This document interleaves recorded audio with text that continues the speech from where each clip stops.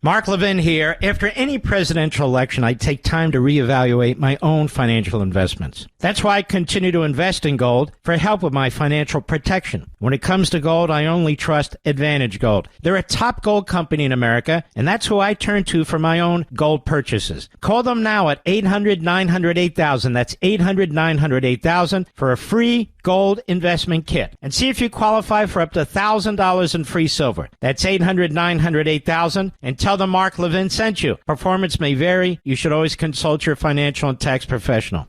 He's here. He's here.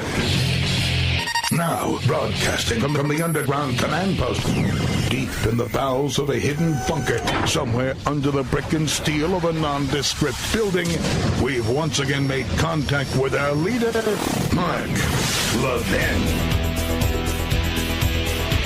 You're listening to the best of the Mark Levin Show. Have a very Merry Christmas.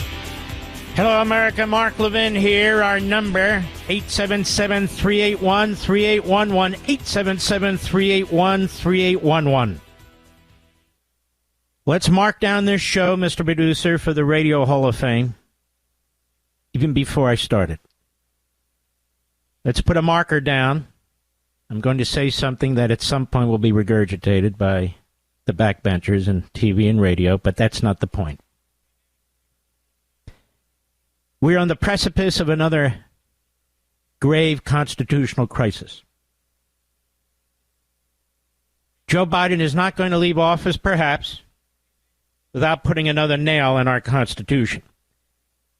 They've told you what they wanted to do, how they want to destroy the independence of the courts and violate separation of powers, a horrendous threat against our republic.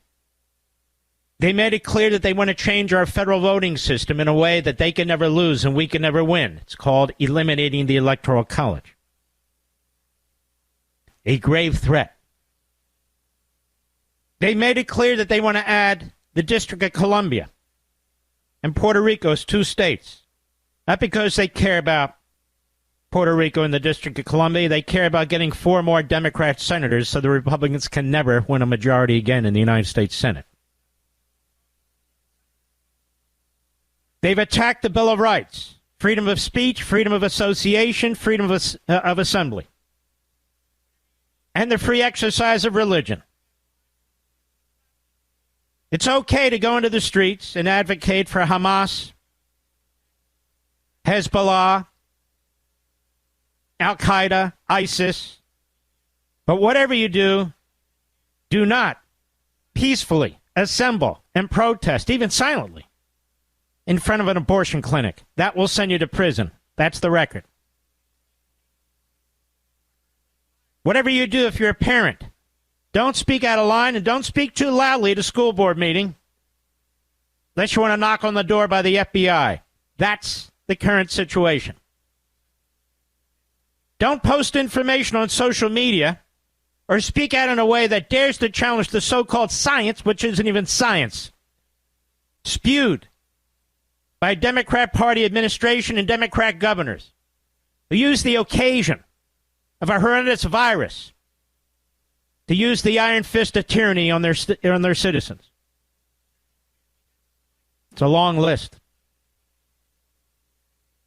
First Amendment, the Second Amendment, the Fifth Amendment, the Sixth, the Eighth, the Ninth, the 10th, the 14th, separation of powers, the abuse of the justice system in ways we've never seen before against a former president who's running for president again. We've never seen anything like this. It should cause you to shiver in concern and fear. We had this election where the people said, that's enough. We don't want any more of this. Now we hear talk of something as if we're talking about French fries or we're talking about a peanut butter and jelly sandwich. It's no big deal. And what is it? They've given it a name called preemptive pardons or prospective pardons. I've been working and studying the Constitution since I was 13 years old. It's my area of expertise. I've written about it. I've talked about it. I've litigated about it. I've never heard these phrases, preemptive pardons or prospective pardons.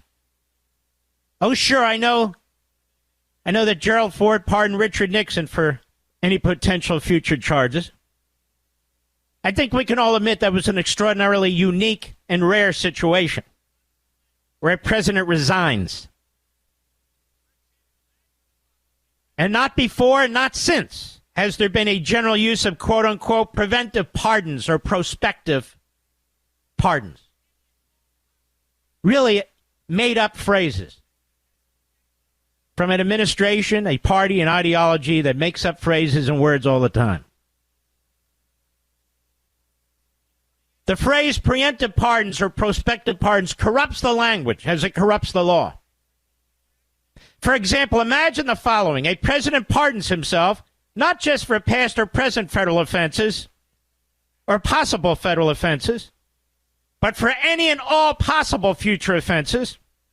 Then the president he's effectively immunized himself from all criminal exposure of any kind,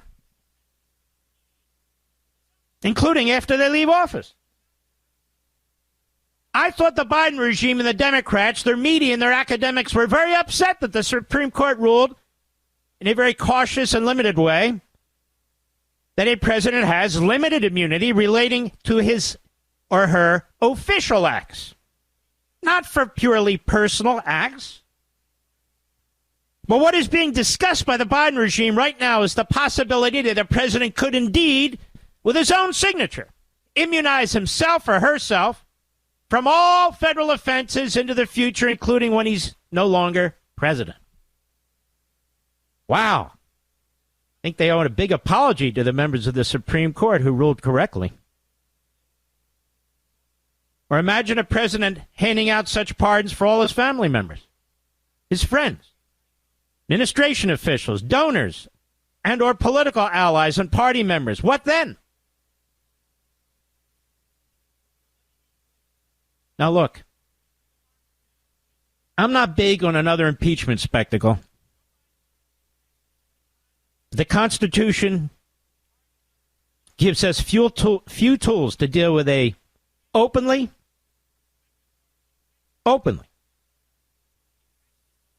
anti-Constitution, anti-American regime backed by a political party. But let me be clear. Let me put the marker down, chisel this down. If Joe Biden creates a precedent of the kind that is being discussed by his staff, his party, and others in the media about preemptive pardons or prospective pardons, that creates a precedent of this sort, a precedent that will utterly destroy the nature of this republic, like so much of what the Democrat Party and Biden want to do, then we have no choice. You might recall the second impeachment against Donald Trump occurred on the Senate side, the so-called trial, when he had already left office. The purpose of this impeachment would not be able to remove him from office because the Senate Democrats give their allegiance to their party and their leaders, not to the country. This has become unequivocally clear. The reason for impeachment would be to make it abundantly clear that there are people in Congress, in the House and the Senate, there are people from one end of this country to the other. There are people who want a voice and want steps taken to confront what could be the most egregious assault on our constitutional system yet. From a party, a regime, a president that hates the people who wrote the Constitution, who adopted it, who ratified it, and those of us who seek to actually enforce it. I tried to explain the other night. This election was not about the middle class versus the elites, and I'm so sick of the Marxist pablum, the class structure of the debate. This election was about those of us who support America and those who do not. This election was about those of us who support liberty and those who do not. This election was about those of us who support the Constitution and those who do not. That's why everything was at stake. Not because of the middle/working class versus the elites. It's because of the Washington power establishment that is trying to devour what's left of this republic. That's what this election was about. Not class warfare, not Marxist pablum. Patriots, whatever their background, whatever their income, whatever their color, whatever their faith, standing up and saying no to what they were doing to Donald Trump and our judicial system, saying no to the destruction of American citizenry, our culture, and assimilation with an open border, saying no. We're not economic socialists. We are economic market capitalists. This election was about big things, substantive things, huge principles of Western civilization and humanity versus the rest. Joe Biden pardoned his son, like I told you he would, in September 2023. He pardoned his son because of the crimes that he committed and that he might be held accountable for after he leaves office. Like a mobster, he took action to protect himself, his family too. But the main reason to protect himself, as I told you over a year ago, while others were debating the niceties of what a federal judge did in Wilmington. And I pointed out to you, and none of it matters. He's going to pardon his son to pardon himself. And now I am ringing the bells, banging the pots and pans, and I am telling you right now that if Joe Biden entertains preventive pardons and prospective pardons in a systemic manner, in a way that this country has never experienced before, that there must be pushback other than our rubbing our hands together. Even if the impeachment clause cannot be exercised to the point of removing him before he's forced to leave office, it is the process that should be triggered to make it abundantly clear, that what he is doing is a high crime. What he is doing is an attack on the civil society. What he's doing is an attack on Republican government. And it must not be tolerated. And for those who are out there saying, well, you know, he ought to just pardon Donald Trump, they give him cover when Donald Trump didn't do anything wrong, are making a huge mistake. Donald Trump doesn't need a pardon from Joe Biden. Joe Biden is the mobster. The mobster shouldn't issue a pardon for what the mobster did to Donald Trump.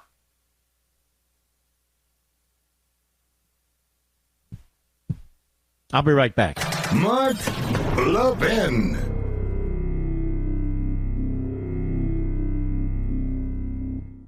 Did you see what the Federal Reserve did literally days after President Trump's victory? It's lowered interest rates by a quarter. Do you know why it did that? It's worried about the economy. It's worried about the fact that jobs aren't being created. We're seeing all kinds of shifts in our portfolios, and it's important to stay aware. That's why I'm urging everyone to diversify and consider gold as one of your financial shields. Now, gold has weathered every kind of economic downturn throughout history. I want you to call Advantage Gold. They're the best of the best, folks. I've dealt with all of them. They're the best. They're my gold company. 1-800-900-8000. Get a free gold investment kit to see how you can get started with gold. I recommend Advantage Gold to anyone who's serious about protecting their wealth, and that's you. Call 800-900-8000 for your free gold investment kit, and you can even qualify for up to $1,000 in free silver. That's 800-900-8000. Call them now. Tell them Mark Levin sent you. You'll be very happy with them. Performance may vary. You should always consult your financial and tax professional.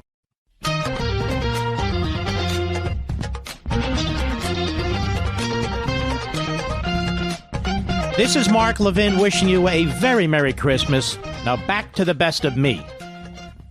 Let me just be clear. If the Biden regime just picks 20 of its favorite putative victims, because the Trump administration said they're going to go after people and so forth and so on, what would stop them? What would the test be? What would the rule be on the number of preemptive pardons that he could give out? There's nothing in the Constitution that creates such barriers. The pardon power is as general as it gets. I suppose it could go to the Supreme Court with the Supreme Court Act, maybe. But the Supreme Court would have to create some kind of test or rationale, because not one currently exists in law. You see, there's an expectation that if you become president of the United States, there has to be some level of virtue, some level of prudence. But when a man like Joe Biden, who has always been a psychopath, a serial liar,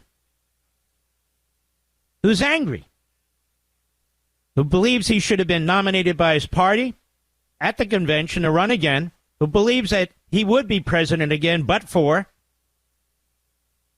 who knows nothing about government power, on exercising government power against the private sector and individuals, citizens. That's all he's done his whole life. Who has skated, despite the fact that millions of dollars are poured into his family and him. He's never been held to account for anything. Logical next step. What's to stop him? You actually have party members, his own party, Hakeem Jeffries, Democrats galore, Clyburn, others urging him, pressing him, issue more pardons. It's in the media. Check it out. Issue more pardons, Joe. Issue more pardons. Protect more people, Joe. Protect more people. Because the Democrat Party, as an institution, hates America. Not all the Democrat rank and file, I say this again and again. The party, the structure, the apparatchiks, the leadership, they hate the country. It's all about monopoly power for the Democrat Party. That's what it is.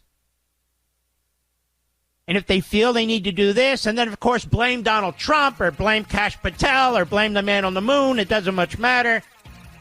No accountability, responsibility to themselves, and that's what they'll do. And they'll forever destroy the country, election or no election. I'll be back.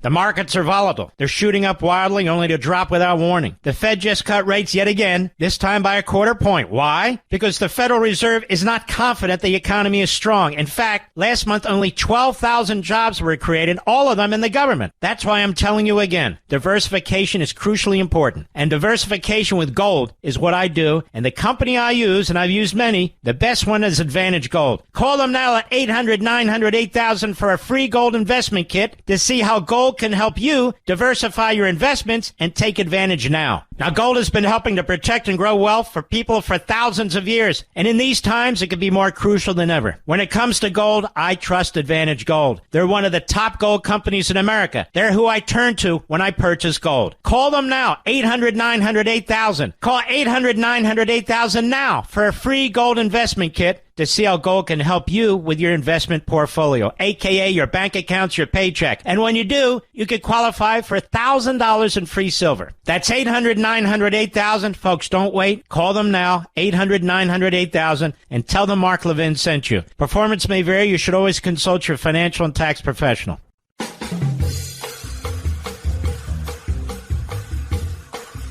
This is the best of Mark Levin. Merry Christmas. You know, ladies and gentlemen, it is at times exhausting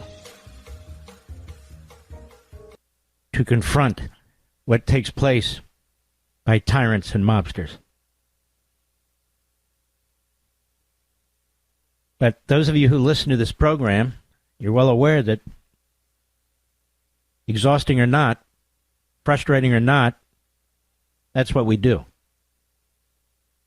We are not Chicken Littles, that the sky is falling every time something is done that we disagree with as a matter of policy or politics. But I've been doing this almost a quarter of a century now behind this microphone. And at no time during that period has there been a time like the last several years. No time. The level of in-your-face tyranny, the open attack on our constitutional construct by a radicalized Democrat Party and a demented president is unprecedented, absolutely unprecedented. The go-along media, the Pravda Al Jazeera media, we've never seen anything like this either. Oh, they've been bad, but not like this. Not like this.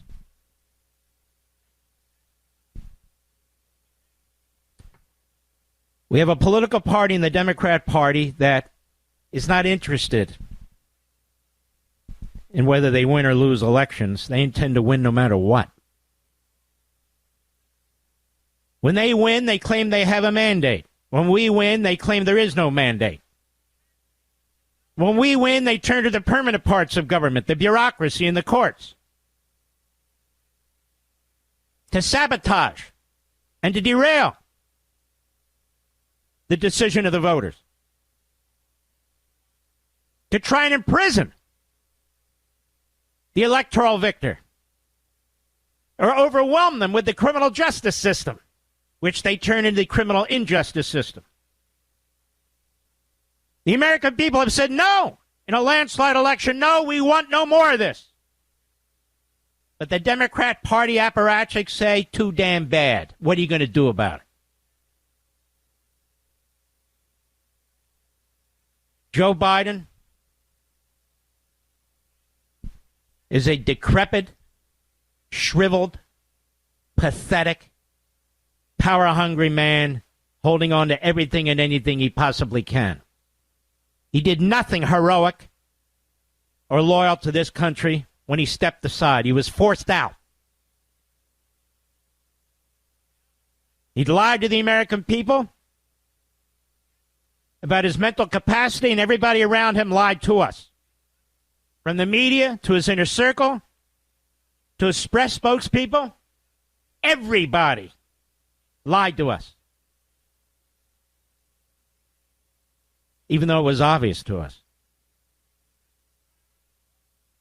It's obvious to everybody.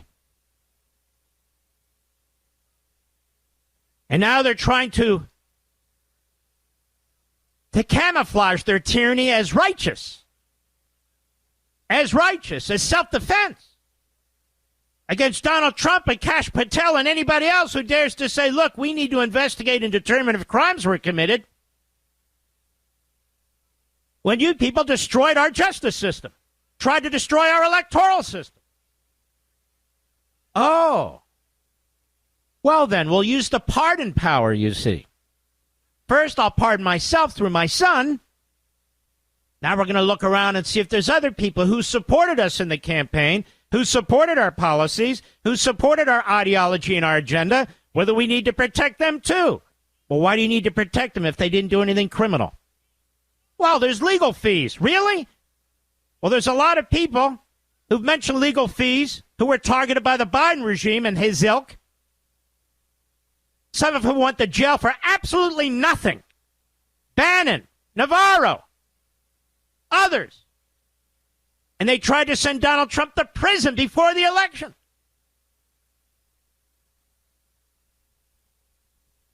These are the tactics of a Putin, of a Xi, of an Un, of the Islamo-Nazis that run Iran. These are the tactics of a Castro, of a Chavez, of a Stalin, of a Mao.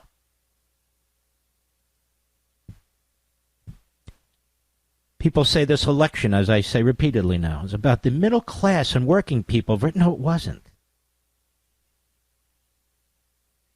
Stop talking like a bunch of Karl Marx incipient fanatics. This election was about we the people versus them. All of us versus them. When you steal our Bill of Rights, it doesn't matter how much income you have or don't have. Those are our human individual rights that you've stolen, regardless of class. When you seek to destroy the independence of the Supreme Court, it's not about working people versus non-working people. It's about saving the republic. When the border's wide open to criminals, to terrorists, to fentanyl, and God knows what else. That's not an economic class warfare issue. That's an American issue.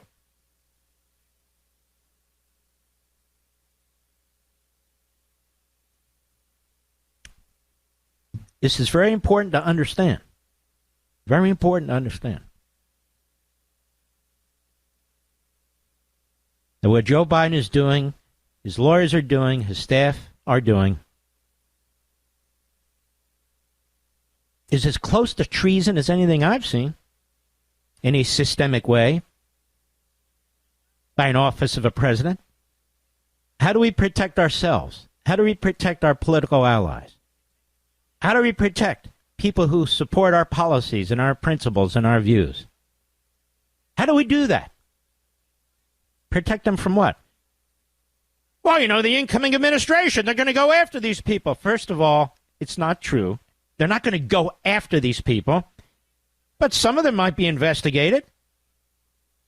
And so what they're saying, no, you're not allowed to investigate them. And as a matter of fact, we're going to use this as an occasion to take immunity that we condemned. We condemned immunity when the Supreme Court ruled that a president has immunity when it comes to his official actions. Remember the three knucklehead justices? Well, I mean, they can do whatever they want. They can order somebody murdered. Now, literally, what Joe Biden has in mind is immunity through the back door. To use the pardon clause. To use the pardon clause for quote-unquote preemptive pardons or prospective pardons. What is that? That's immunity. 100% immunity. We're not even talking just about the president. For anybody the president says should have immunity. I think Liz Cheney should have immunity. Why?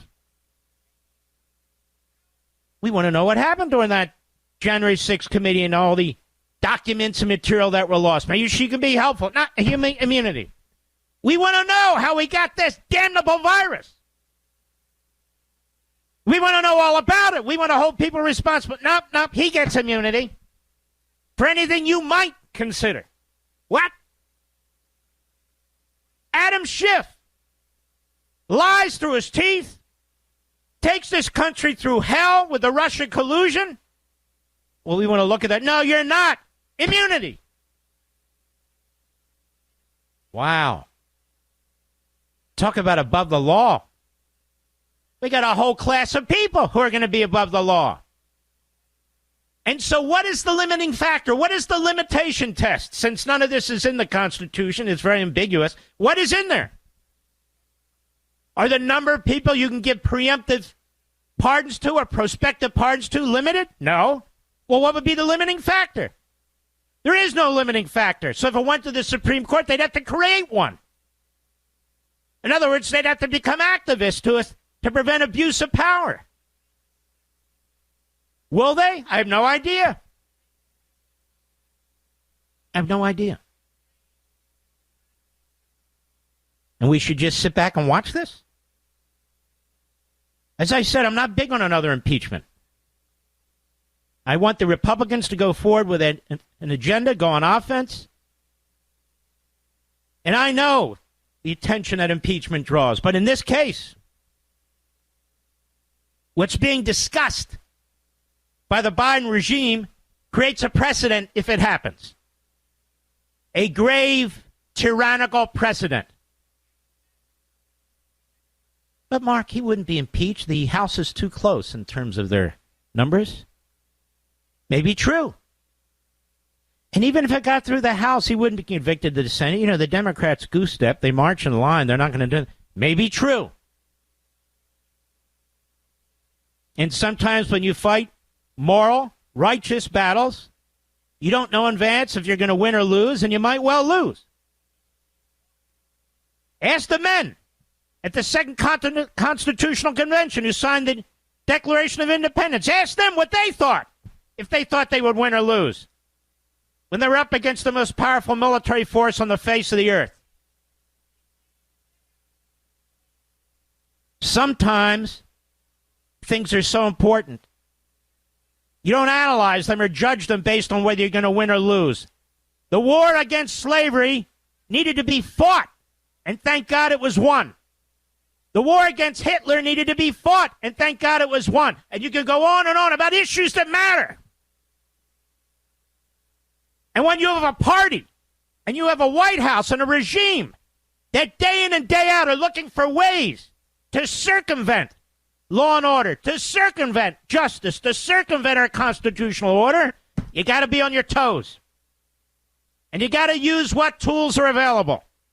Lawful, peaceful, legitimate tools. Win, lose, or draw. I don't mean to demean it, but think about a sporting event. Football game. You got to play the game to see who wins or loses. Well, this is about 1,000 times, 1,000,000 times more important than that, isn't it?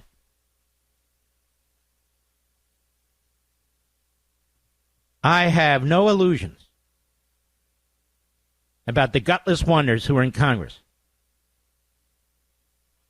who fold like cheap tents, who embrace concocted controversies when it comes to our nominees. I have no illusions that those individuals will stand up, but there are others who might. There are others who might. I'll be right back. Mark Levin.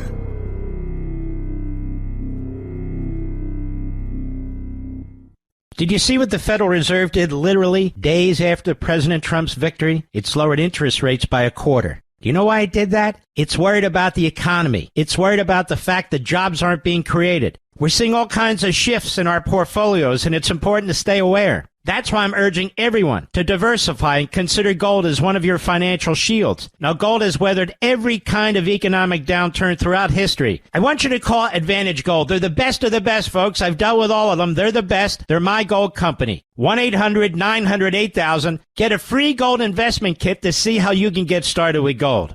I recommend Advantage Gold to anyone who's serious about protecting their wealth, and that's you. Call 800-900-8000 for your free gold investment kit, and you could even qualify for up to $1,000 in free silver. That's 800-900-8000. Call them now. Tell them Mark Levin sent you. You'll be very happy with them. Performance may vary. You should always consult your financial and tax professional.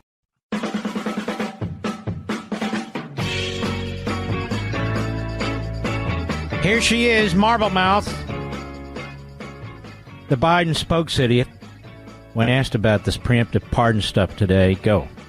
Are preemptive pardons on the table as President goes through? I'm just not going to. I'm not going to get ahead of the president. Certainly, the president is looking at reviewing next steps, and there will be more to come. I'm just not going to get ahead of the president. I'm not going to get into hypotheticals from here. Yeah, really? Well, you already blew it. She's not going to get ahead of the president. The president is looking at reviewing next steps. There will be more to come. What does that mean, Mr. Producer? Unless they put the brakes on it, which I hope they do. But that's fairly ominous, despite her word salad.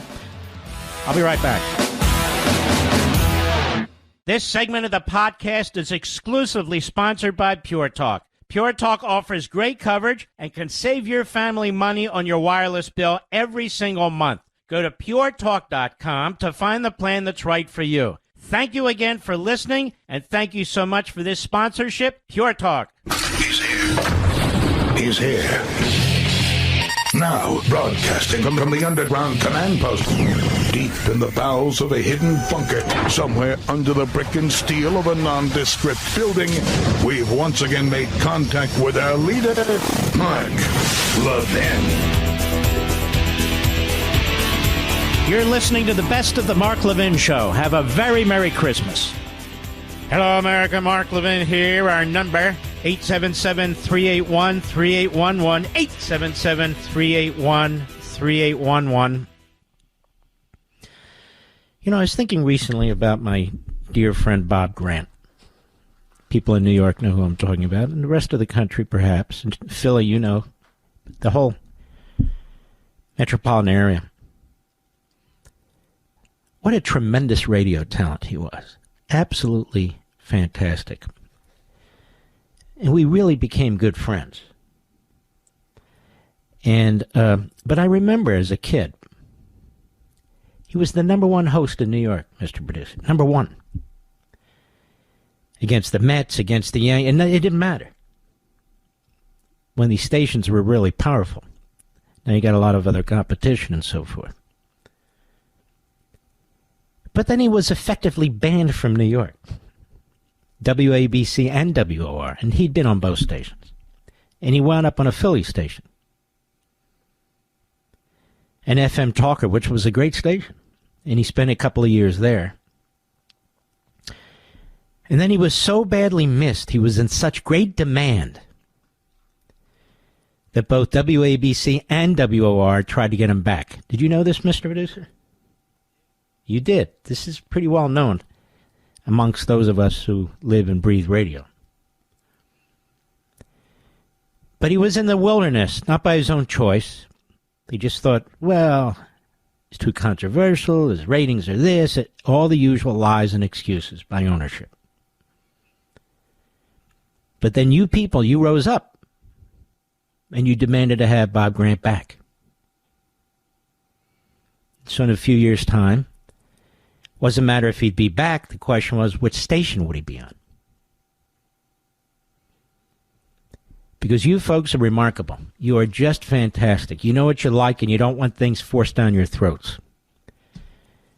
That not only applies to radio, it applies to TV, it applies to everything else. This is a market-oriented society, market-oriented economy. You may have sort of iron-fisted oligarchs who insist that they get to call the shots when it comes to audiences and so forth. But the problem is the audience doesn't go along. We saw this with Soros in Philadelphia. Soros in Philadelphia buys 220 stations, takes WPHT, then he screws it up, and they will pay the price for that. I predict there'll be more of this as things settle out. But the things that exist today, other platforms, didn't exist when Bob Grant and people like him were in radio.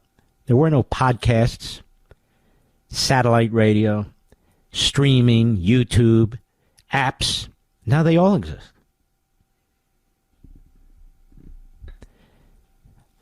I sit here as one of the biggest radio hosts in the nation fighting for radio because I want it to survive. It's a big fight right now. It's a struggle now. But I think it'll always be with us in one form or another, to some degree or another. But my view is we ought to make it even stronger. And you do that by putting things on radio that the audience wants to hear. Just a thought. Now, circling back to Syria, I have no idea what's going to happen in Syria. People say we should get involved. Get involved how? With whom? What? There's no getting involved. Unless they become a threat to us and our friends in Israel. So my view is this. The best intelligence on the ground in the Middle East is Israel. The best decision maker in the Middle East is Netanyahu. Look what they're doing. They're utterly transforming the Middle East. They were attacked on October 7th. Their backs were against the wall. They fought their way out of it. They went into Gaza, this horrendous urban warfare where they said they couldn't win. That is, the world said the Israelis couldn't win. And they've all but destroyed Hamas. Hamas would be utterly obliterated by now, but for Biden and Blinken. Then they said Hezbollah has 150,000 missiles. You don't want to screw around with them. And yet the day after October 7th, we call it October 8th, they were shooting missiles into Israel's northern towns. And Israel had to move 60 to 80,000 people out of their homes. Once Hamas was on its knees, Israel turned to Hezbollah. The entire leadership of Hezbollah doesn't exist anymore. Imagine taking out the entire leadership of the Nazis, the entire leadership of the communist Russians, and so took them out. Nobody thought it was even possible.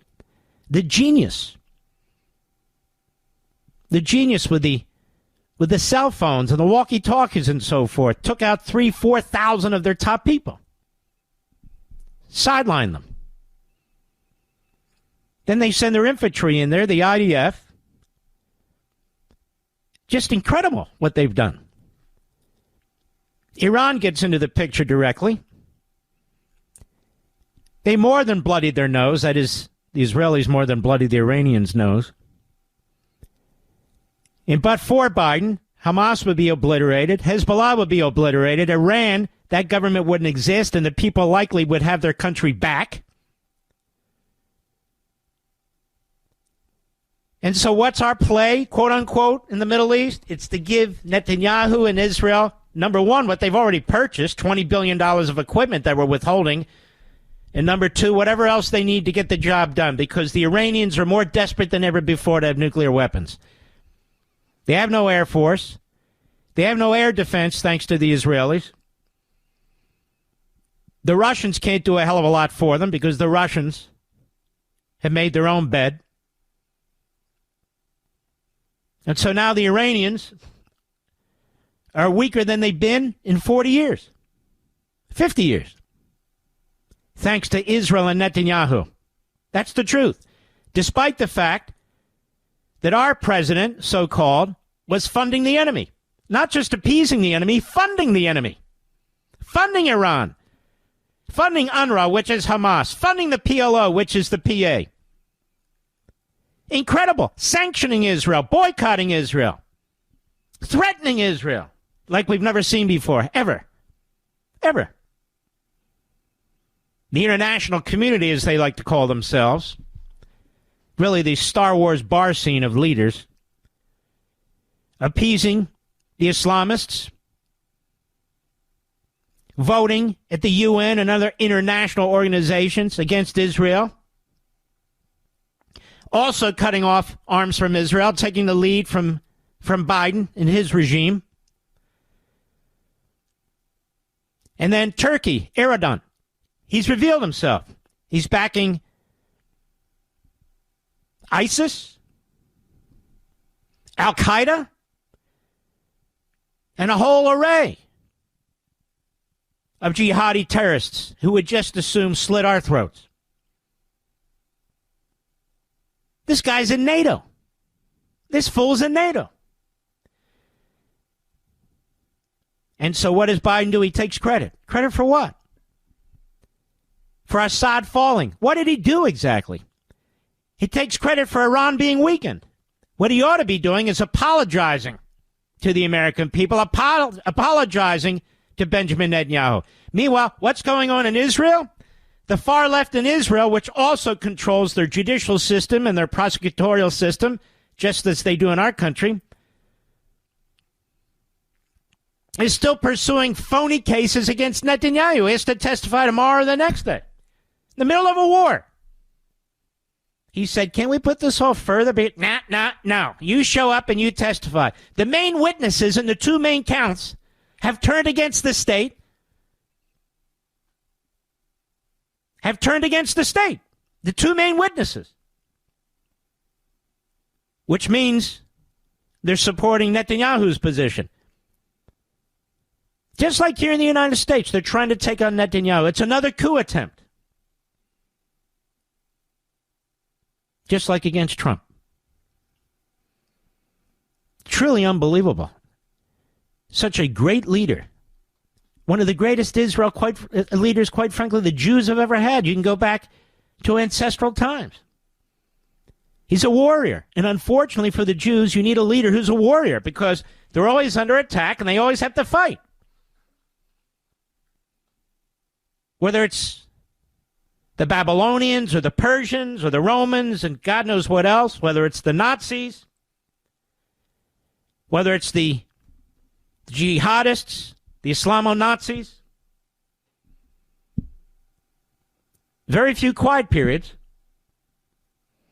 And when there are, they're not very long. And so the Jewish people as a people are not only thoroughly family-oriented and education-oriented and success-oriented, they're warriors. The Israelis are warriors. They have to be warriors. They have no choice. And they just defeated Hamas, Hezbollah, and they could defeat the Iranian regime. Think about it. Think about it. Tiny country. Way outnumbered. Way outnumbered. And Joe Biden takes credit today, Mr. Producer. This sick bastard. I can't wait for him to be gone. When we come back, Donald Trump had a hell of a appearance on Meet the Depressed. He was fantastic. But this issue of birthright citizenship came up, and I need to spend time on this. So I want to spend some time on the issue, and then we'll spend some time on Donald Trump's appearance on Meet the Depressed. I'll be right back. Mark Levin.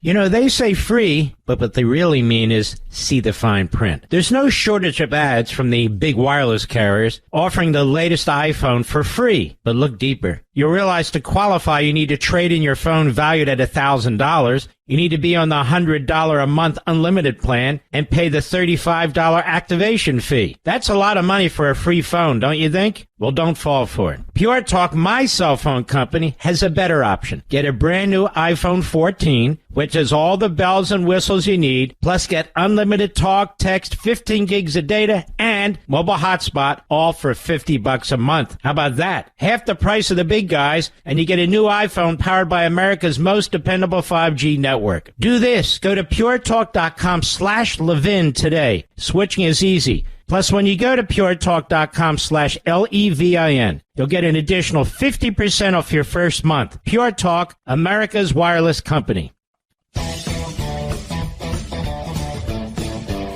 This is the best of Mark Levin. Merry Christmas.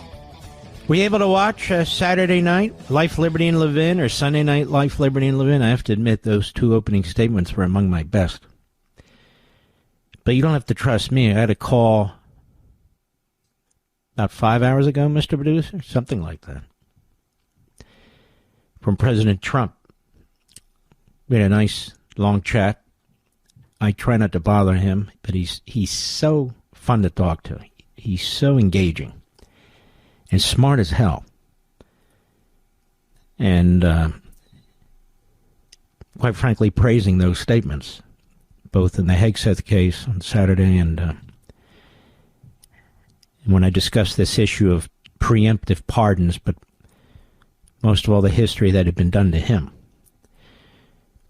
So I hope, like President Trump, you'll be able to watch our programs Saturday night, 8 p.m. Eastern, Sunday night, 8 p.m. Eastern. Now, it may be that you're doing things with your church or synagogue or other things with your family or watching football. That's what we have DVR for. That's why I encourage people, if you're not going to watch it live, record it. Because you will learn things that you won't learn on another cable channel, with another cable show, with another host, period. Period. And it's not just the uniqueness or rarity of it. It is, I hope, a compelling discussion. Because otherwise, why would I even do it, or why would you watch anything that I do? So I don't have a conga line of guests to carry the show. I'm not interested. I don't have a panel of 5 or 6 to do the show. I'm not interested. It's me and you. That's it. Nothing between us. Just like radio. It's me and you. Now, there are people who try to control my content and do that. Never going to happen. It's me and you. All right, let's get started here. President Trump. Meet the depressed with this moderator, Welker. What the hell's her for? Kristen Welker, I believe it is. Kristen Welker. She's awful. She always looks like she's so angry. She's prepared to jump across the room, and scratch Trump's eyes out. It's just ridiculous. But anyway, cut one, go. Let's talk about mass deportation, one of your big agenda items. You've talked about prioritizing people who have criminal histories. Correct. But is it your plan to deport everyone who is here illegally over the next 4 years? Well, I think you have to do it. And it's a very tough thing to do. But you have to have, you have rules, regulations, laws that came in illegally. The people that have been treated very unfairly are the people that have been online for 10 years to come into the country. And we're going to make it very easy for people to come in terms of they have to pass the test.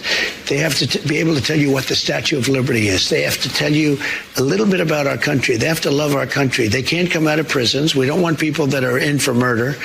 So we had 11,000 and 13,000 different estimates, 13,099 murderers released into our country over the last 3 years. They're walking down the streets. They're walking next to you and your family, and they're very dangerous. The 13,000 figure, I think, goes back about 40 years. No, it doesn't. No, it's within the 3-year period. It's during the Biden term. No, that was a fiction that they put that out. This was done by the Border Patrol. It's 13,099, and it's during the Biden period of time. And these are murderers, many of whom murdered more than one person. You don't want those people in this country. And now that the Trump administration will take over, they can go through those numbers, which will drive the media nuts, and demonstrate what he's saying is accurate. They let thousands of murderers into this country. Now, to me, that alone is an impeachable offense. It's a criminal offense. I really believe that. I'm going to get to birthright citizenship in a moment. But first, Kristen Welker. And now notice the way these people ask questions. With Bernie Sanders, they're softballs, so he can push his Marxist socialist agenda and use his tactics of dehumanization, which is very, very dangerous, very dangerous. But that's what Marxist Islamists and Stalinist types do. But they're always on the attack when they're interviewing Trump. Attack, attack, attack, attack. Just not a regular question. No. Like this one, cut two, go. You promised to end birthright citizenship on day one. Is that still your plan? Yeah, absolutely. The 14th Amendment, though, says that, quote, all persons born in the United States are citizens. Can you get around the 14th Amendment? Excuse me, Welker. Why do you lie? And what's the rest of the sentence, Mr. Producer? And subject to the jurisdiction thereof. It says, quote, all persons born or naturalized in the United States and subject to the jurisdiction thereof. I'll get into this more thoroughly. I've done this about every 3 or 4 years. I have to go through this. I wrote about it in Liberty and Tyranny as well. There's a great piece that was put up some time ago by our buddy, October 30, 2018, Heritage. Hans von Spakovsky wrote a piece 5-6 years ago, covers it as well.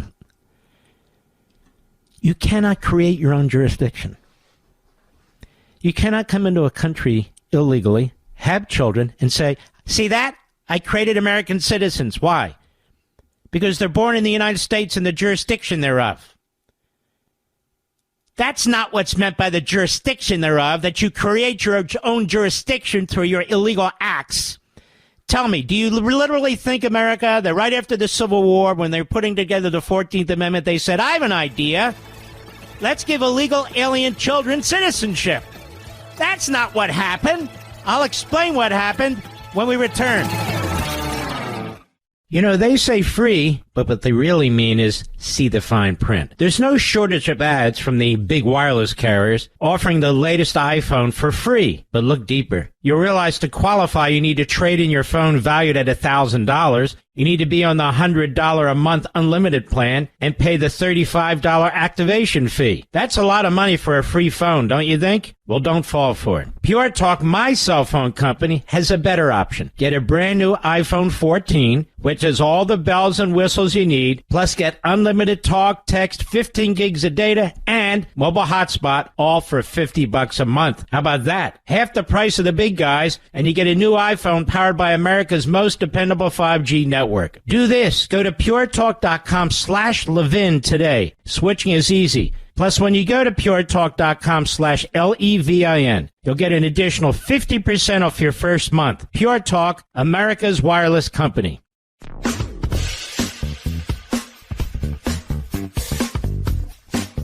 This is Mark Levin wishing you a very Merry Christmas. Now back to the best of me. We're already halfway through. You believe this? Let's talk about birthright citizenship. It came up. Kristen Welker doesn't have the foggiest idea what she's talking about. Unfortunately, most of the media do not. Unfortunately, most of the people who talk about it don't know what the hell they're talking about. And it's nice and concisely put by our buddy Hans von Spakovsky at Heritage. What's the citizenship status of the children of illegal aliens? That question has spurred quite a debate over the 14th Amendment. Critics claim that anyone born in the United States is automatically a U.S. citizen, even if their parents are here illegally. You heard one of them, a big-time host of Meet the Depressed, who doesn't know her you-know-what from her you-know-what. The 14th Amendment does not say all persons born in the U.S. are citizens. And so these people ignore the text and legislative history of the 14th Amendment, which was ratified in 1868. Why? Why right after the Civil War? Why is it part of the post-Civil War amendments? 13th, 14th, 15th Amendments. Because they wanted to extend citizenship to freed slaves and their children. That's why. Because in certain places, even after the Civil War, there was a resistance. You've heard of them. The resistance movement. And this was in the South, and they wouldn't recognize the now freed slaves or their children as citizens. So citizenship was extended permanently through an amendment to the Constitution. The 14th Amendment had nothing to do with illegal aliens and their children. Zero. Never came up. The 14th Amendment does not say that all persons born in the United States are citizens. It says that all persons born or naturalized in the United States, and this is where Welker cut it off, and subject to the jurisdiction thereof, quote unquote, are citizens. That second critical conditional phrase is conveniently, intentionally ignored or misinterpreted by advocates of birthright citizenship, like NBC News' Meet the Depressed. Critics erroneously believe that anyone present in the United States has subjected himself to the jurisdiction of the United States, which would extend citizenship to the children of tourists, diplomats, and, of course, illegal aliens. Just because you're present in the United States doesn't mean you could confer jurisdiction of the United States on yourself. I know this is complicated for liberals, for the media, and the usual reprobates. But that's not what the qualifying phrase means. Its original meaning refers to the political allegiance of an individual and the jurisdiction that a foreign government has over that individual. The fact that a tourist or illegal alien is subject to our laws and our courts, if they violate our laws, does not place them within the political jurisdiction of the United States, as that phrase was defined by the framers of the 14th Amendment. This amendment's language was derived from the 1866 Civil Rights Act, right after the end of the Civil War, which provided that, quote, all persons born in the United States and not subject to any foreign power, unquote, would be considered citizens. In fact, Senator Lyman Trimble, a key figure in the adoption of the 14th Amendment, said that subject to the jurisdiction of the United States included not owing allegiance to any other country. The distinction between partial territorial jurisdiction versus jurisdiction as a sovereign nation is completely ignored. In the famous slaughterhouse cases of 1872, the Supreme Court stated that this qualifying phrase was intended to exclude, quote, children of ministers, consuls, and citizens or subjects of foreign states born within the United States. This was confirmed in 1884 in another case, Elk versus Wilkins, when citizenship was denied to an American Indian because he, quote, owed immediate allegiance to his tribe and not the United States. That's what the court said. Now, Native Americans and their children didn't become citizens until Congress passed the Indian Citizenship Act of 1924. There would have been no need to pass the act if the 14th Amendment extended citizenship to every person born in America, no matter what the circumstances of their birth, but they had to pass it, because even for Native Americans, it didn't apply. So why would it apply to illegal foreign aliens? It doesn't. Even in U.S. versus Wong Kim Ark, the 1890 case most often cited by so-called birthright supporters due to its overbroad language, the court only held that a child born of lawful, permanent residence was a U.S. citizen. That's a far cry from saying that a child born of individuals who are here illegally must be considered a U.S. citizen. Now, judges in that case were strongly influenced by the fact that there were discriminatory laws in place at the time that restricted Chinese immigration, a situation that simply doesn't exist today. The court's interpretation of the 14th Amendment as extending to children of legal non-citizens was incorrect, according to the text of the legislative history of the amendment. But even under that holding, citizenship was not extended to children of illegal aliens, only permanent legal residents. So it's just plain wrong to claim that the children born of parents temporarily in the country as students or tourists are automatically U.S. citizens. They don't meet the 14th Amendment's jurisdictional allegiance obligations. They are, in fact, subject to the political jurisdiction and allegiance of the country of their parents. The same applies to children of illegal aliens, because children born in the United States, the foreign citizens, are citizens of their parents' home country. So when you hear them saying, you're going to separate a grandparent from the grandchild? No! They're both illegal aliens. What? The State Department, of course, has erroneously interpreted that statute. Well, let me start this way. Federal law offers them no help either. Under U.S. immigration law, 8 U.S.C. Section 1401 simply repeats the language of the 14th Amendment, including the phrase subject to the jurisdiction thereof. Subject to the jurisdiction thereof. So the State Department has erroneously interpreted that statute to provide passports to anyone born in the United States, regardless of whether their parents are here illegally and regardless of whether the applicant meets the requirement of being subject to the jurisdiction of the United States. Therefore, birthright citizenship has been implemented by executive fiat, not because it's required by federal law or the Constitution. We are only one of a very small number of countries, writes Spakowski, that provides birthright citizenship, and we do so based not upon the requirements of federal law or the Constitution, but based upon an erroneous executive interpretation. Congress should clarify the law according to the original meaning of the 14th Amendment and reverse this practice. Here's the problem. They have a tiny majority in the House, so all the Democrats, they want illegal aliens. They want them to become citizens through amnesty. They want to steal congressional seats, steal the Electoral College. This is how you do it. Cloward and Pivens overwhelm the system. You get it. And there's always a handful of Republicans to go along. That's the problem. It only takes 4, 5, 10 Republicans to go along with the Democrats, and that's that. But it still should be fought no matter what. Because there's nothing in the Constitution that enshrines so-called birthright citizenship. Now let's go back, Mr. Producer, and let us play that same clip. Cut to, go. You promised to end birthright citizenship on day one. Is that still your plan? Yeah, absolutely. The 14th Amendment, though, says that, quote, all persons born in the United States are citizens. Can you get around the 14th? Subject to the jurisdiction thereof. Look how she lies like a rug. You're going to go around the 14th Amendment with an executive action? See how she sets it up? because he's a fraud, phony, and a fool. Go ahead. We're going to have to get a change. We'll maybe have to go back to the people, but we have to end it. We're the only country that has it. Through an executive action? You know, we're the only country that has it. Do you know, if somebody sets a foot, just a foot, 1 foot, you don't need to, on our land, congratulations, you are now a citizen of the United States of America. Yes, we're going to end that because it's ridiculous. Through executive action? Well, if all right, we can, let me answer her. Yes, through executive action. The bureaucracy acted and conferred birthright citizenship, even though the Constitution does not. Are you listening, Kristen? Are you paying attention? Are you digesting any of this, you and the other reprobates in the phony media?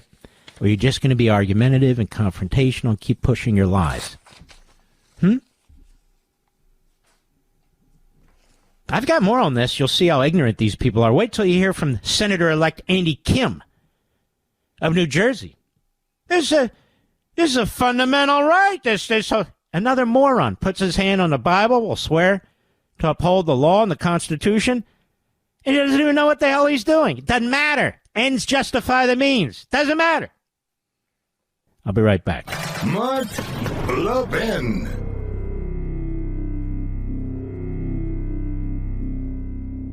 You know, they say free, but what they really mean is see the fine print. There's no shortage of ads from the big wireless carriers offering the latest iPhone for free. But look deeper. You'll realize to qualify, you need to trade in your phone valued at $1,000. You need to be on the $100 a month unlimited plan and pay the $35 activation fee. That's a lot of money for a free phone, don't you think? Well, don't fall for it. Pure Talk, my cell phone company, has a better option. Get a brand new iPhone 14, which has all the bells and whistles you need, plus get unlimited talk, text, 15 gigs of data, and mobile hotspot, all for $50 a month. How about that? Half the price of the big guys, and you get a new iPhone powered by America's most dependable 5G network. Do this. Go to puretalk.com/Levin today. Switching is easy. Plus, when you go to puretalk.com/Levin, you'll get an additional 50% off your first month. Pure Talk, America's wireless company. This is the best of Mark Levin. Merry Christmas. Senator-elect Andy Kim of New Jersey, another clown added to the Senate by the Democrats, replaced a felon. Cut 3, go. You know, my parents, 50 years ago is when they came to the United States, and they were so in awe of America, wanted to come here, did everything they could to be able to make it here. And I was born here as well as my sister. And, you know, my sister and I, we ended up getting citizenship through being born here, and we got our citizenship before our parents did. And so, you know, I think about this, where else was I supposed to go? You know, and it's just a sense of fundamental what America is. Ay, ay, ay. Where else was he supposed to go? Well, assume your parents came here legally. You don't have to go anywhere. The issue is becoming a citizen. Now, ladies and gentlemen, we have 20 million illegal aliens in this country. He wants us to roll over and play dead. They all get amnesty at one point or another, or their children get citizenship. Just start adding up the numbers. Plus, in 1965, we passed a new Immigration Act. And in that Immigration Act, we passed something called chain migration. So with this birthright citizenship and chain migration, in one generation's time, you'll see 100 million to 120 million people here from overseas. Now, then the country's over. So Andy Kim's example means absolutely nothing to anybody who understands what's going on. Holy mackerel, we only have an hour left. The Power Hour is next. We'll be right back.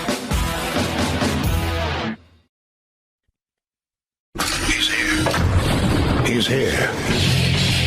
Now, broadcasting from the underground command post, deep in the bowels of a hidden bunker, somewhere under the brick and steel of a nondescript building, we've once again made contact with our leader, Mark Levin. You're listening to the best of the Mark Levin Show. Have a very Merry Christmas. Hello, America. We're back. Mark Levin here. I want to continue with this story about this house near George Mason University, just outside of Washington, D.C. CARE, you know how they were founded, Hamas Front Group. The fact that it remains in existence is shocking to me, has denounced the draconian measures used by law enforcement authorities to silence or intimidate those who seek to end the Israeli genocide in Gaza. Now look at the weapons they found in this place. The ongoing ordeal, writes the Free Beacon. Local police are investigating the incident with the FBI's assistance. Sources familiar with the investigation tell the Free Beacon. Reflects CARE and Students for Justice in Palestine's status as driving forces behind the anti-Semitic activism that has plagued college campuses in the wake of Hamas's October 7 terror attack on Israel. It also reflects the radical pro-terror views that have become synonymous with that activism. So where's the rest of the media? Why am I the only one doing this in the Free Beacon? Both Jenna and Nor Hamak have been deeply involved with George Mason's SJP, Students for Justice in Palestine chapter. Jenna, a master's student studying civil infrastructure engineering, served as the chapter's president last school year. Nor, an undergraduate student, took over as co-president this year. Their brother Mohammed is a recent George Mason graduate. Wow, they're all in the same school. Who served in the Springfield, Virginia Volunteer Fire Department as recently as September 30. The three siblings hail from the area and live together in their parents' home. George Mason did not respond to requests for comment. The FBI declined to comment. A spokeswoman for the Fairfax County Commonwealth Attorney's Office, Laura Birnbaum, confirmed the officers found guns, ammunition, pro-terror materials during their search and declined to comment further.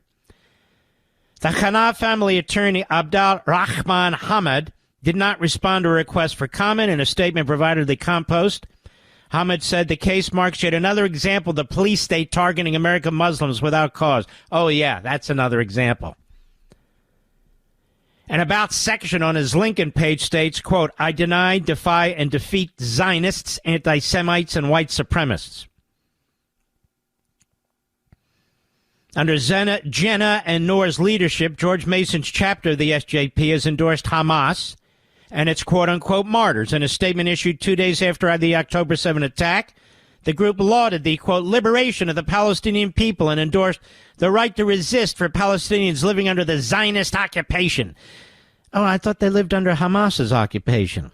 It said Palestinian resistance fighters, the ones that rape and mutilate, mobilized into surrounding occupied areas on October 7, reclaiming land and settlements considered illegal in the name of decolonization.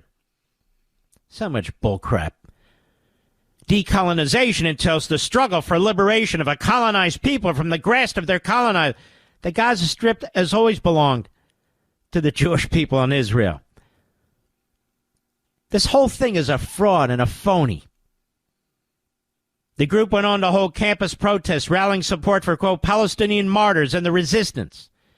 On the one-year anniversary on October 7, Gina Hanna posted a photo of smiling Gazans on top of an Israeli military vehicle. 1 year ago, we witnessed, she said, Gaza break through the prison doors. No cage will ever be strong enough to hold the colonized, she wrote in a caption. We have tasted liberation and will free ourselves in this lifetime. Glory to every single martyr in Gaza, Lebanon, Yemen. May the earth burn for Gaza, and may we avenge our martyrs every single day. Boy, if this doesn't sound like terrorist propaganda, then what does? Right here in America. And I guarantee you this is going on everywhere. Months earlier, in a pair of Instagram posts, she wrote that her family comes from Taitaba in North Palestine and expressed a willingness to die in my homeland. 76 years have passed since the forced expulsion of my family, she said. 76 years of resistance to occupation. 76 years of steadfastness and determination, she says, from the United States. They and their associates appear to have leveled more aggressive threats toward their school through a pseudonym, using an Instagram account, GMU Intifada. And the account posted a video of the August 30 vandalism the sisters are suspected of leading. I don't have time to read the whole thing. Shortly thereafter, George Mason police offered a $2,000 reward for information leading to successful arrests. Persons involved in the criminal vandalism. The account has since been deleted from Instagram. And in the wake of the November search of the Hana home, George Mason slapped its SJP chapter with an interim suspension. According to a coalition of student groups affiliated with the chapter, university police served Jenna and Noor Hana with criminal trespass notices, barring them from campus for 4 years, according to The Intercept. CARE has called on George Mason to rescind those disciplinary measures. Like I said, why isn't CARE banned in this country, considering its founding and who's involved in it? University leaders see the case differently, with George Mason President Gregory Washington calling the school's actions justified based on the information available in the November 20 Faculty Senate meeting. So do state and local law enforcement officials. For us at the state and local level, we're concerned, one official told Free Beacon, noting CARE's ties to illicit fundraising efforts for Hamas, as well as recent revelations that Iran has bankrolled anti-Israel campus protests in the United States.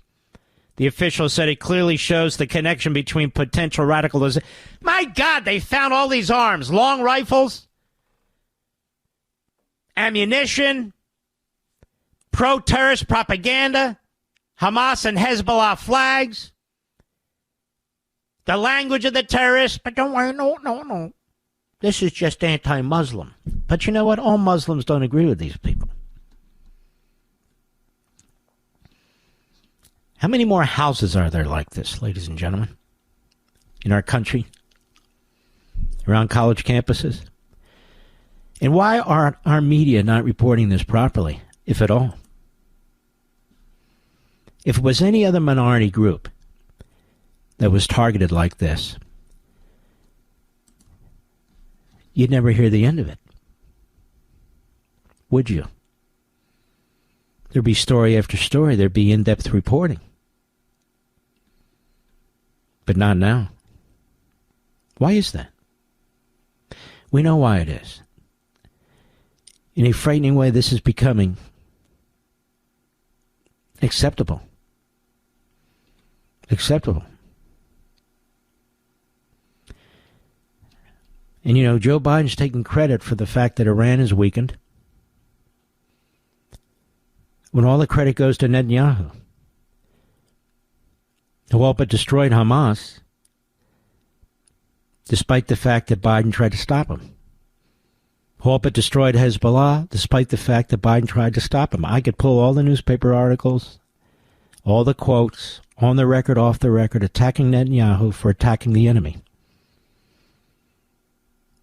for expanding the war. He just won't stop. He won't stop militarily. He won't sue for peace. How he weakened Iran. But I want you to hear the latest. This is going to knock your socks off. Also from the Free Beacon, our friend Adam Credo, also breaking today. Tell me if you've heard this from anywhere else. Days after Trump's victory, Biden-Harris administration granted Iran, you ready for this? $10 billion in sanctions relief. Congressional notice shows. Right after they lose the election, they grant Iran another $10 billion in relief,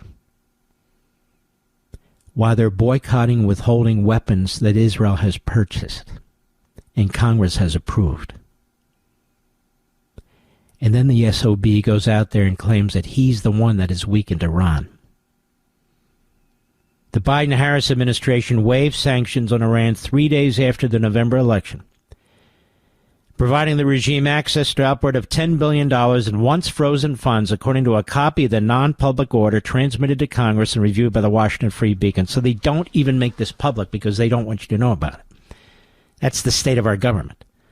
Secretary of State Anthony Blinken, this guy is a traitor. He's a traitor, damn it, he's a traitor. Determined on November 8th that, quote, it is in the national security interest of the United States, unquote, to waive mandatory economic sanctions that bar Iraq from transferring upward of $10 billion to Iran in electricity import fees. The Biden-Harris regime has renewed the waiver repeatedly over the objections of congressional Republicans who warned that cash helped fuel terrorism in Iran's war against Israel. In one case, the administration signed off on the sanctions relief 1 month after Hamas's October 7th slaughter of Jews in Israel. The most recent iteration of the waiver lifts sanctions for 4 months, at which time the incoming Trump administration will have to decide whether Tehran will continue receiving relief. I have a feeling I know what they'll do. Though the first Trump administration did greenlight the same waiver, causing tension with some congressional Republicans, it narrowly tailored the waiver to restrict Iranian access to cash.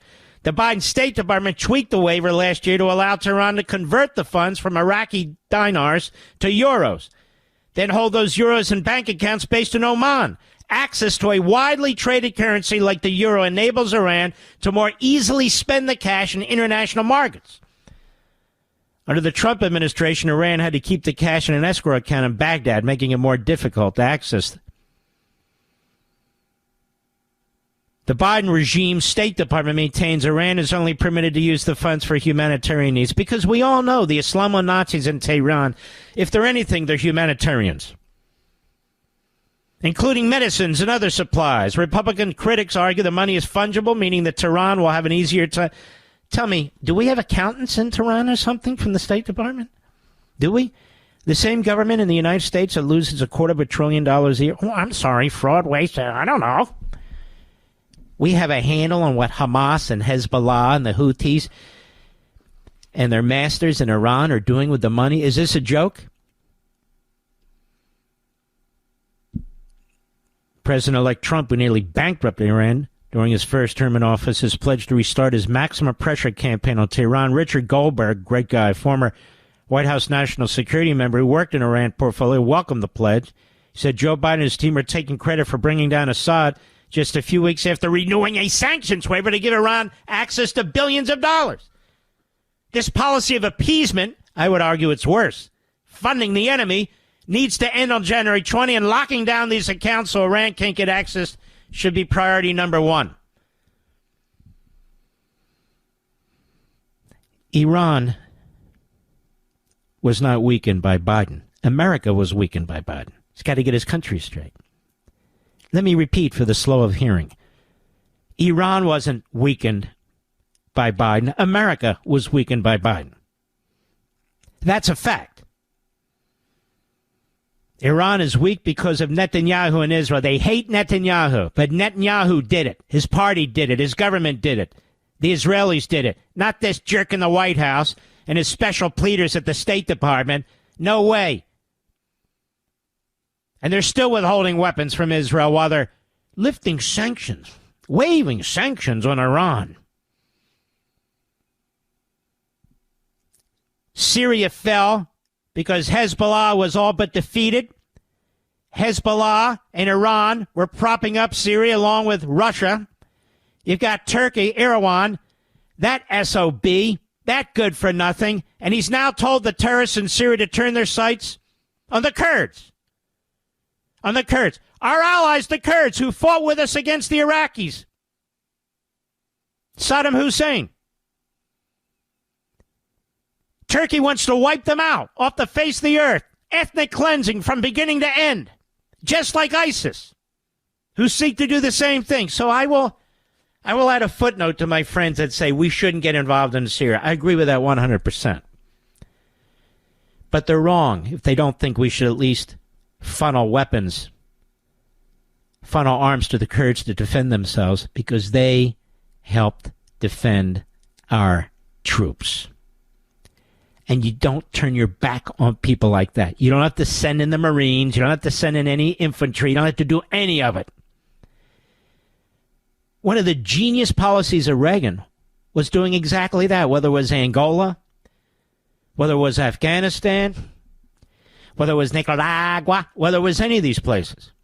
We armed the freedom fighters. We armed the real resistance in these countries to great effect. To great effect. And that's what we need to do. The Kurds are our brothers in arms. They need to be supported. They need to be supported. And Erdogan over in Turkey, we got to figure out what to do with that son of a gun. That bastard. Because he's a jihadist. He took over Turkey in a phony election. He blew out the top generals, the top police officers. He claimed a coup. He rounded up 20,000 people, most of whom haven't been seen again. He supports Hamas. He supports Al-Qaeda. He supports ISIS. He supports all these entities. And he's in NATO.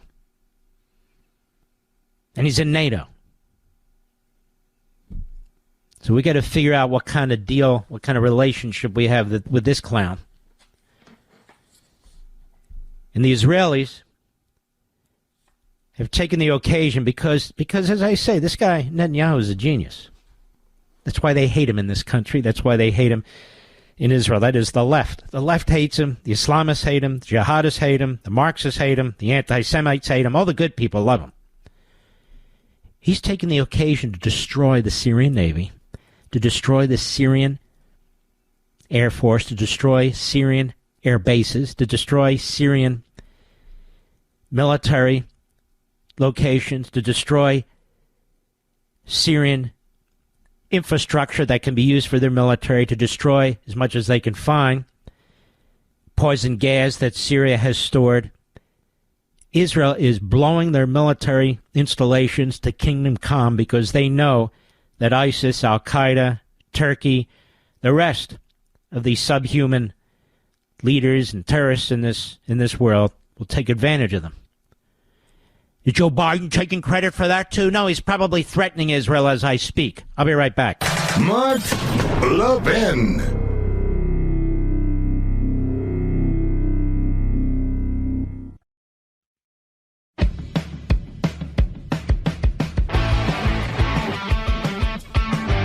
This is Mark Levin wishing you a very Merry Christmas. Now back to the best of me. You know, one of the things that's going on here, they just turned off my... I'm going to go vote. I lost the electricity here. But anyway. So the monitor drops off with the words he's supposed to burp up and regurgitate. They just turned off my... That would be Biden, our president, by the way, where his own staff is leaking on him and saying, we don't even know where the guy is. He doesn't even show up. The United States of America, as if we don't need a president for the last few months of his reign, if you will. It's been like this now for 4 years, but it's gotten worse and worse and worse as his dementia kicks into high gear. It's really something. Play it again, Mr. Producer, for those who may have missed it. You know, one of the things that's going on here, they just turned off my... I'm going to go vote. I lost the electricity here. But anyway. Turn off his... Now, we will add that to our precious, invaluable collection of mumblers. And when we come back, if we're fortunate enough, I'll let you hear them again. He's prominent, of course. We'll be right back.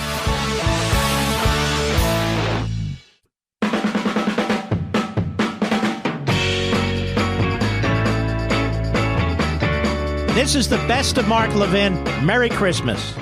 You know, Joe Biden actually is one in a long line of incoherent, gibberish fluent buffoons and reprobates in the Democrat Party and in their entertainment world. And we keep track of this. Now, I could do something most hosts would do. It'd be pretty cheap. Just give you a track of clips and loop them with Joe Biden.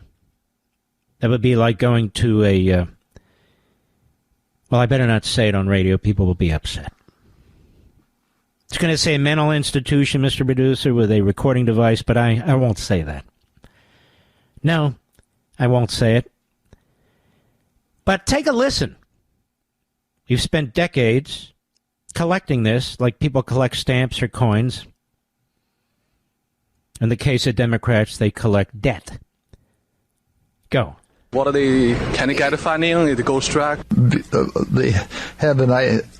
It costs they just gave them with the withdraw, bringing U.S. home troops from home, and the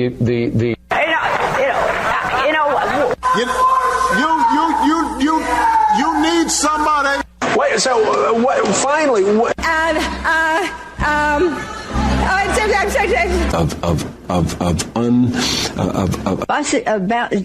budget. But resist we must, and we will much about that be committed. I'm a warrior. You know, that it was. I mean, they said that. Look, the was it him? Why? I didn't. If we, you know, we can walk and chew gum. We hold these truths to be self-evident. All men and women created by you know the thing. True international effort to pressure. Been impeached for inciting the Donald John Trump incited the insurrection. And what am I doing here? I'm going to lose track here. And to confidence in the integrity. Private economic. No, don't let him. You know how much I'm going to do with the deficit this year? Bridges and those bullets that are collapsing. And, you know, it is Happy birthday, dear Valerie. Part of I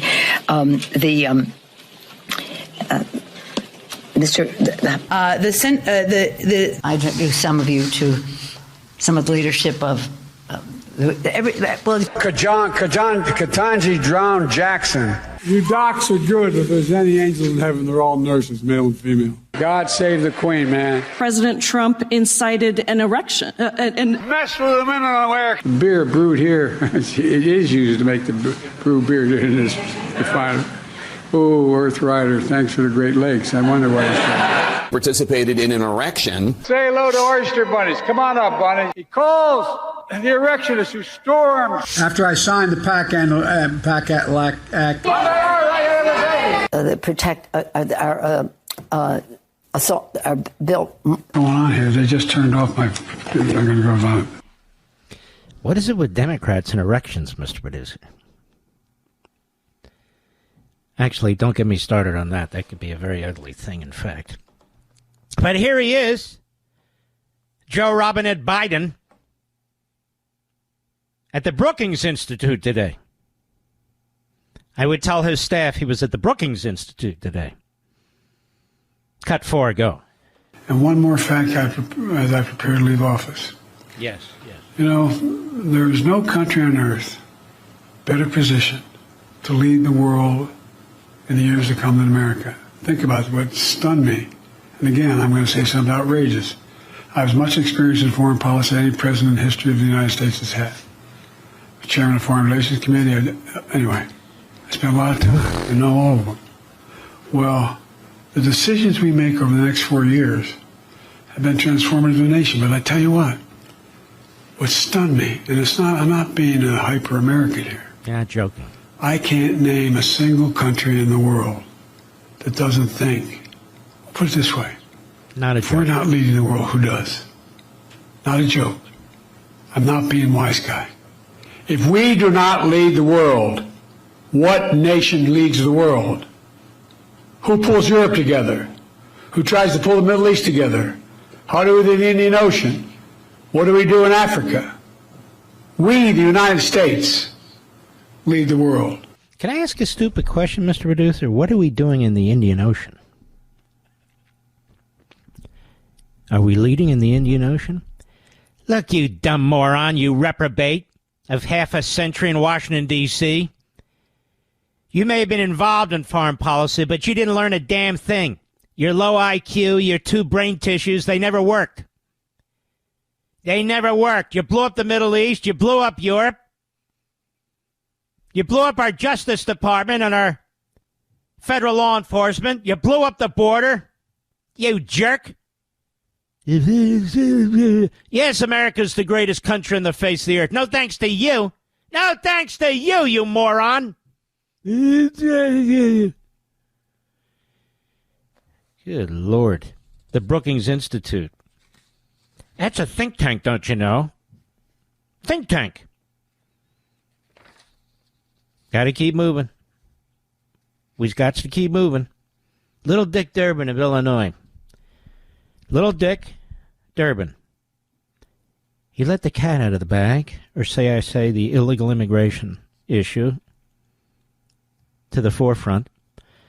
We've known this. Others have said it, but he said it abundantly clearly today at a Senate hearing over mass deportation. So we've had mass importation. For what reason exactly? Because the Democrat Party wanted it. Wants to be a monopoly party. Wants to bring Democrats into the country, future Democrats into the country. Wants to do it through quote-unquote birthright citizenship, quote-unquote chain migration. Wants to overwhelm the system, overwhelm the Republicans, overwhelm the citizenship. That is the citizenry. And there they are, off to the races. They can't lose. One-party domination. And we're California, and after that, we're one of these fascistic regimes. That's it. Case closed. Next empire. Here he is, little Dick Durbin. Cut 5, go. In addition to weakening our military, it would cost hundreds of billions of dollars to deport every undocumented immigrant in our country. It would damage our economy and separate American families.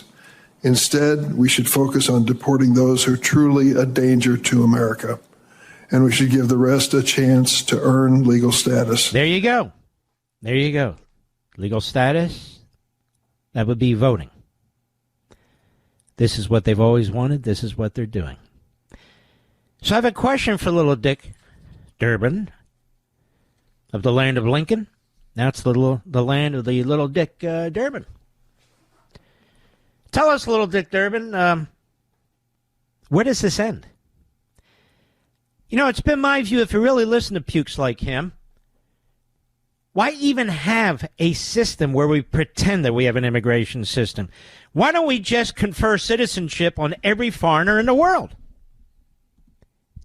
You don't need to struggle your way, come to the United States, secrete yourself across the border. You don't need to pay the drug cartels and the coyotes and the rest. We gave you apps. Why not just give citizenship out? Doesn't matter where you live, what corner of the world. It doesn't matter what continent. Doesn't matter if you're friend or foe, you're criminal or terrorist. Doesn't matter. And now little Dick Durbin of Illinois says we need to sort out of these 21 million people or more who've come into the country, who's good and who's bad. Like they're all going to raise their hand from communist China. Like they're all going to raise their hand from Iran. Like they're all going to raise their hand and say, hey, I never did anything. And then we'll contact communist China. Who put them here in the first place? Do you have any records on them? No. Who are you talking about? Then Iran, who we have no relationship.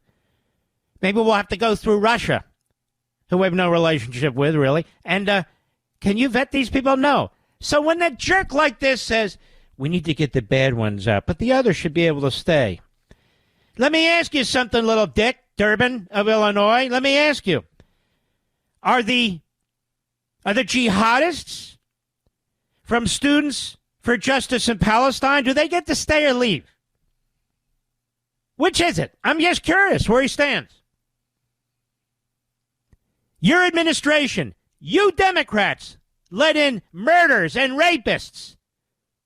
Your administration and you Democrats, all-time high. Children missing. Don't split up families, they tell us. Don't split up families. 1/3 of a million kids are missing. They don't know where they are. They split up families. Furthermore, they don't even believe in families. They're abortion fanatics. So I don't want to hear about families from these jerks. They don't believe in parental control over their children in the schools. They're abortion fanatics. They lost over 300,000 unaccompanied minors in their administration. You got kids being sold into pornography, labor, slavery. You got women being sold into pornography, rape, labor, slavery. And they're worried about families, don't you know? Republicans need to be able to expose these people. They need to be able to confront them. They need to be able to speak in plain English and explain to the American people. But he wasn't done. Cut 6, go. The reality is that Congress, for almost 40 years, has failed to fix our broken immigration system. No. Hey, jerk. We have actually exquisite immigration laws. The laws aren't broken. You're broken. Your party's broken. The rhinos, quite frankly, under Bush, broken. They don't want to enforce our immigration laws, so they say, for 40 years, and then we tried bipartisan legislation. Follow the law. The laws are good. They have sanctions. They have requirements. That's why Joe Biden violated the laws and issued his own executive orders like a dictator, like a mobster, like preemptive pardons. I shall return. Mark Levin.